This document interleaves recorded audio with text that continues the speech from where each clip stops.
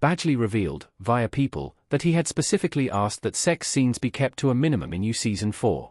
The actor hoped to avoid being typecast as the romantic lead, additionally noting that fidelity in his marriage is important to him.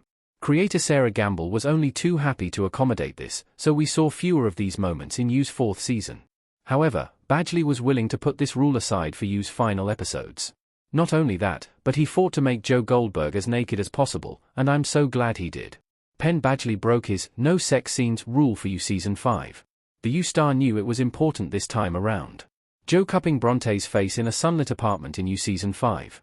Talking on his podcast, Podcrushed, Badgley explained that it was necessary for his no sex rule to be broken in Season 5. In the Netflix series' final season, Joe developed his final obsession with the character Bronte, Madeline Brewer, and their physical intimacy became an essential part of the story. They shared several sex scenes, but the most important of these was in Season 5, Episode 10, Finale, just before Joe and Bronte's big showdown.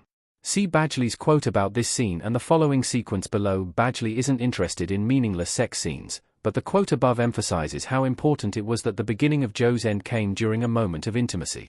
The U character is a monster who uses romance to lure his prey, and this gross violation needed to be reflected back at him before the show's final showdown could begin.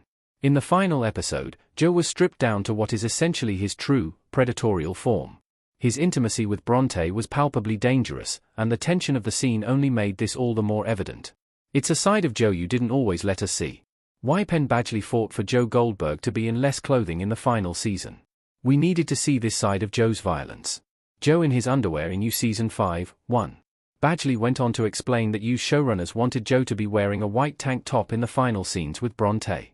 This way, the dirt, grime, and blood would be all the more evident. However, despite his typical rule about on-screen intimacy and nudity, Badgley argued that Joe's character should be as naked as possible.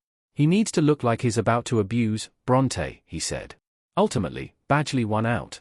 When Bronte pulled out her gun during the sex scene in the final episode of U, Joe was only in a pair of black boxers, and this is what he wore for the remainder of their showdown. Season 5 benefited from listening to the Joe Goldberg star. We saw the real Joe Goldberg. Joe's attire, or lack thereof, in the U finale was an effective choice. Badgley got precisely what he wanted. This character often hid behind the facade of a sensitive and kind intellectual, but there was no room for that during this impactful sequence. Bronte saw the true Joe, and audiences saw him right along with her. In a significant way, Badgley's nakedness allowed him to present Joe as even more of an animal, a violent and dangerous monster. This was imperative for U's final episode since this character has long garnered undue sympathy from audiences. U makes Joe Goldberg strangely appealing by design. Audiences are supposed to subconsciously take his side, regardless of how often he shows his true colors. In U Season 5, Bronte took on the audience's role in this regard. She knew Joe was bad, but couldn't help but love him anyway. This fell away entirely during the final episode's showdown. As Badgley ran naked toward Bronte, he was a clear, frightening predator. When Joe later cried and begged for death, his nakedness made him vulnerable, but disgusting. None of this would have been possible without Badgley's request.